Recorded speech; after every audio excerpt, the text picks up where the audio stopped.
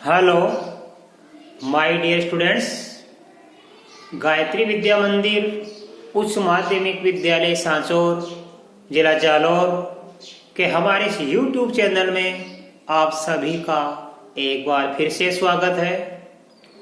प्रिय विद्यार्थियों, मैं अनिल कुमार सोनी, कक्षा 8, विषय गणित, अध्याय 12 घातांक और घात। इसमें घातांक नियम के बारे में आज आपको समझाऊंगा। और बच्चों, इस नए अध्याय की शुरुआत करने से पूर्व मैं आपको एक बार फिर से दोहराना चाहूंगा कि यदि आपने अभी तक हमारे इस YouTube चैनल को सब्सक्राइब नहीं किया है तो सब्सक्राइब जरूर कीजिए, जिससे कि आपको हमारे आगे आने वाले वीडियोस के नोटिफिकेशन समय समय पर प्राप्त हों और आप अपनी पढ़ाई को निर्बाध रूप से, सुचारू रूप से जारी रख सकें। देखिए बच्चों, घातांक नियम इसमें लिखा है, देखो नंबर 1 कि जब आधार समान हो तो गुणा में घातांक को जोड़ते हैं तथा भाग में घातांक घटाते हैं। अब ये आधार क्या होता है और घातांक क्या होता है, मैंने आपको पिछले कक्षा में पढ़ाया था, आपने पढ़ा भी था, और देख लीजिए। जैसे मैं लिखूंगा ये 3 के ऊपर लिखूंगा 5, तो ये जो संख्या होती है यहां वाली, ये कहलाती है आधार। और आधार के ऊपर जो ये पावर लिखते हैं, इस पावर को बोलते हैं घातांक। ये आधार है, राइट। तो इसको पढ़ना सीखो। ये 3 के ऊपर 5 लिखा है तो इसको क्या बोलेंगे हम? इसको बोलेंगे 3 की घात 5। ये पढ़ना मेरा उसी का 3 की घात 5। इसको 5 की घात 3 मत बोल देना। यह है 3 की घात 5। जो ऊपर होती है वो घात होती है और जो नीचे होती है वो आधार होता है। तो देखो, हमारा पहला नियम क्या है? इस नियम को सीखो कि जब आधार समान हो तो गुणा करते समय घातांक को जोड़ते हैं तथा भाग करते समय घातांक को घटाते हैं। जैसे 1 की घात m गुणा 1 की घात n। देखो बच्चों, यहाँ पे आधार क्या है? a घात m, यहाँ आधार क्या है? a घात n। तो ये आधार समान हो गया। क्या हो गया? यहाँ पे आधार समान हो गया। और सवाल क्या? गुणा का। तो देखो, जब ये आधार समान होता है तो गुणा करते समय इन घातांक को जोड़ देते हैं। आधार एक, तो ये तो वैसा का वैसा लिखेंगे हम।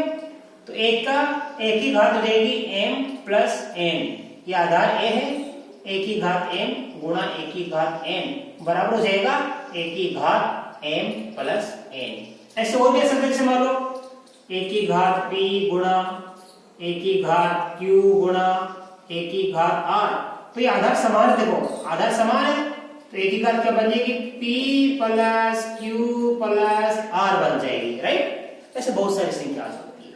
मैं एक उदाहरण देके आपको समझा रहा हूं। जैसे 2 की घात 2 गुणा 2 की घात 3। तो यहाँ पे आधार क्या है? 2 घात 2, आधार 2 घात 3। तो ये आधार समान है, ये आधार समान है। और गुणा करते समय क्या करेंगे? इन घातांक को जोड़ देंगे। बच्चों अच्छी तरह से समझना। तो 2 की घात 2 गुणा 2 की घात 3, ये आधार वैसा का वैसा है क्या? बराबर 2। इन घातांक को जोड़ देंगे। 2 की घात 2 प्लस 3, इन दोनों को जोड़ दिया 2 प्लस 3। तो ये आधार 2 का 2 आ गया, घातांक जोड़ दिया 2 प्लस 3 मिलकर कितनी हो गई? 5 हो गई। तो ये हो गया 2 की घात 5, राइट। अब देखो, मान लो भाग का सवाल है। ये तो मैंने गुणा का बता दिया, भाग का। तो 1 की घात m, इसमें भाग देंगे 1 की घात n का। अब ये घात m और n कुछ भी आ सकती है, 5 घात, 4 घात, 3 घात, 2 घात, कितनी भी घात हो सकती है, अलग अलग हो सकती है, समान भी आ सकती है।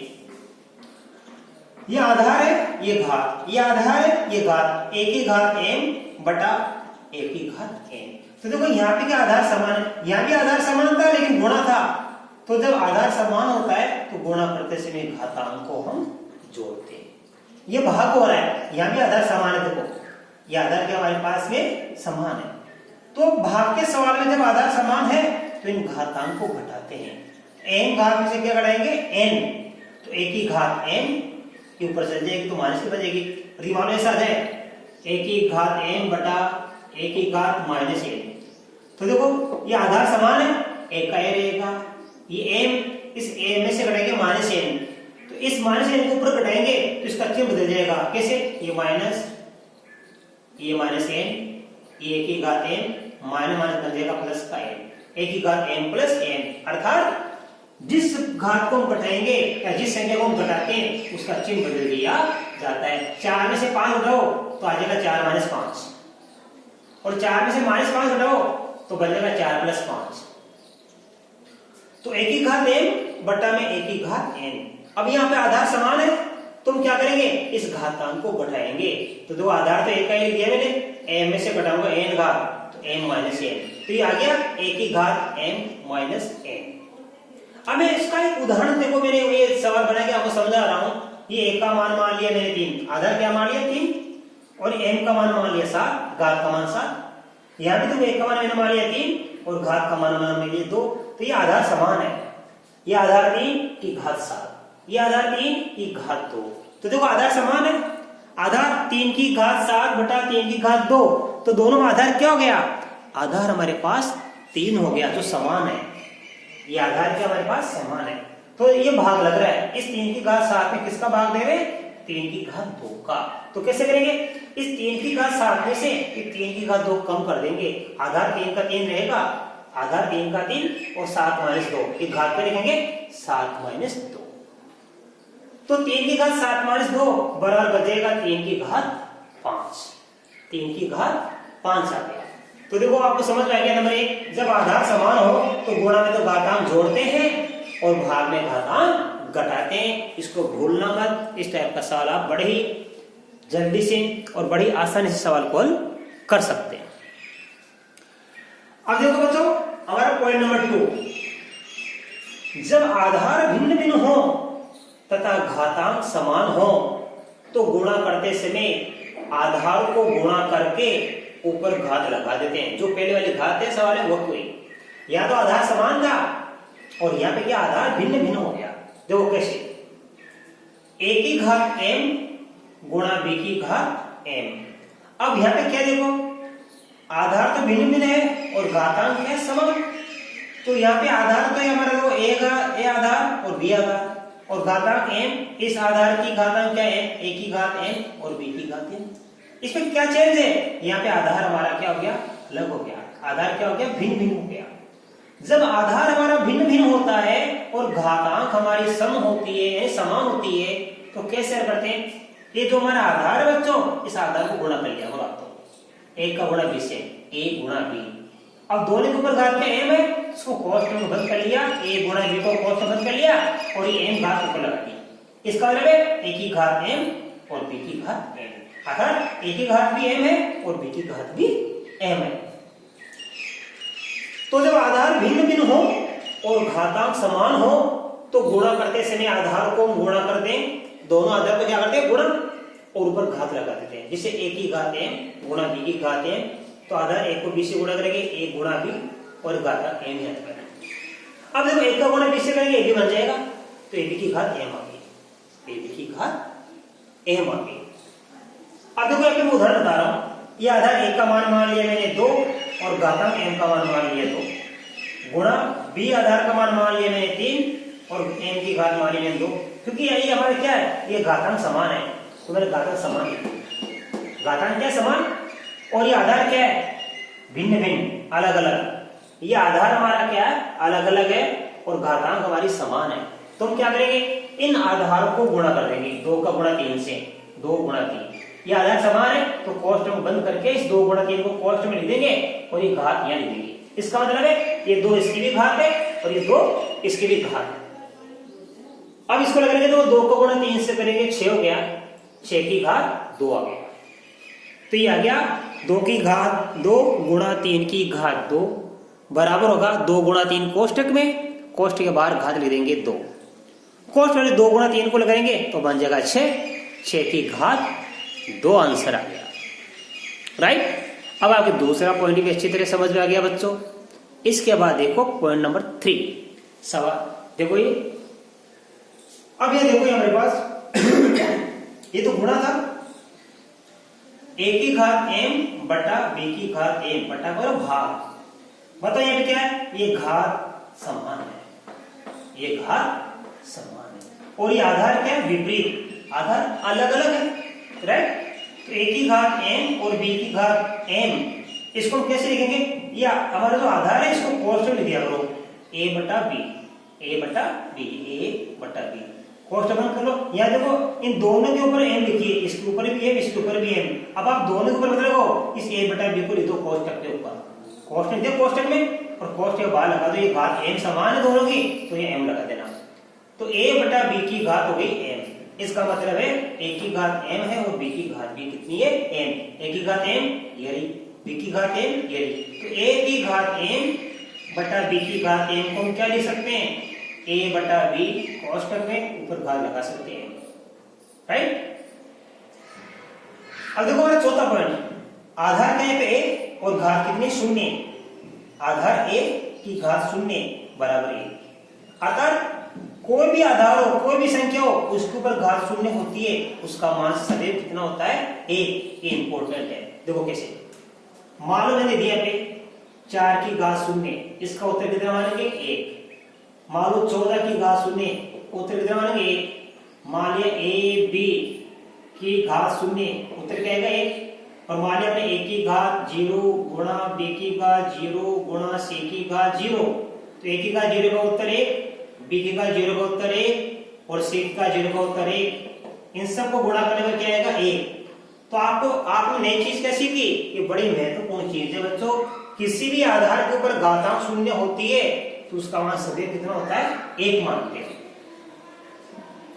आ जाए मान लो 125 की घात शून्य, इसका उत्तर भी कितना आएगा, 1। आ जाए हमारे पास मान लो कि p q की घात शून्य, उत्तर देना है।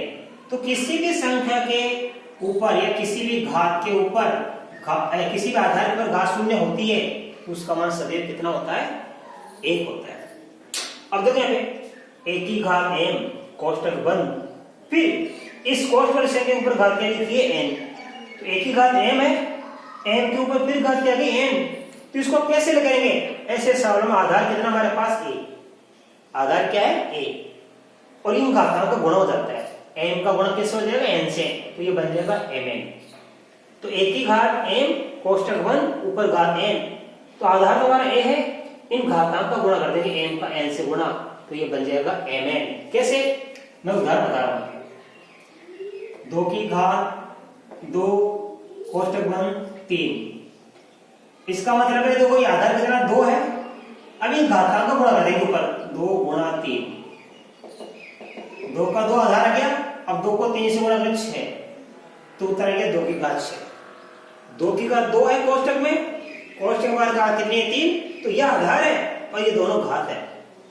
इन घात के ऊपर घात होती है तो इन घातांक को गुणा कर देते हैं, तो 2 को 3 से गुणा किया 6, तो 2 की घात 2 गुणा 3, 2 की घात 6 आ गया। जैसे मैं इसको 2 की घात 2 फिर 2 फिर 3, ये आधार कितना 2 है, ऊपर घात 2 फिर ऊपर घात 2 फिर ऊपर घात 1, तो घात के ऊपर घात, घात के ऊपर घात है।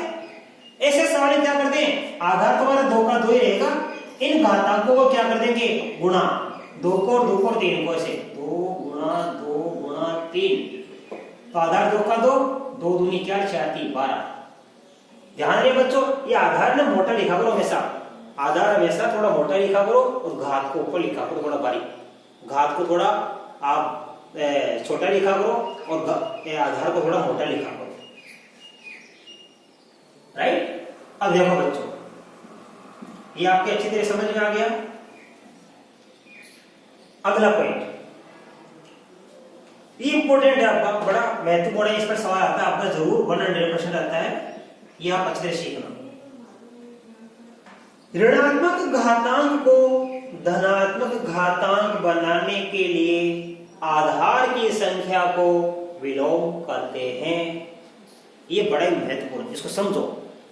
ऋणात्मक घातांक, घातांक 2 प्रकार की होती है, धनात्मक भी होती है और ऋणात्मक भी होती है। यदि आपकी ऋणात्मक घातांक आ जाए और उसको धनात्मक घातांक बनाना हो तो बड़ा सिंपल है।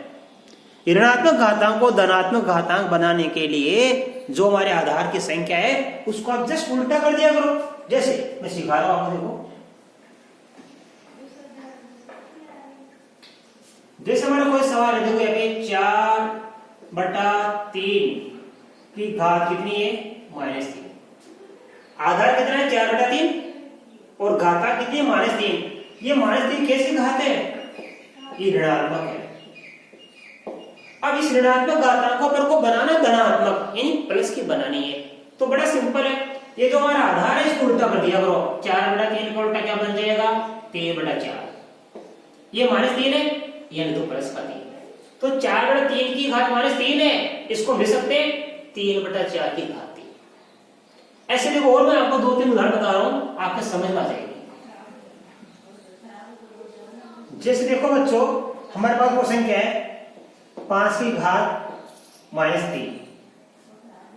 अब 5 की घात -3 है, तो बच्चे क्या करते हैं कि सर आपने कहा था कि ऋणात्मक घातांक को धनात्मक घातांक बनाने के लिए ये जो हमारा आधार है इस आधार को उल्टा कर देते हैं।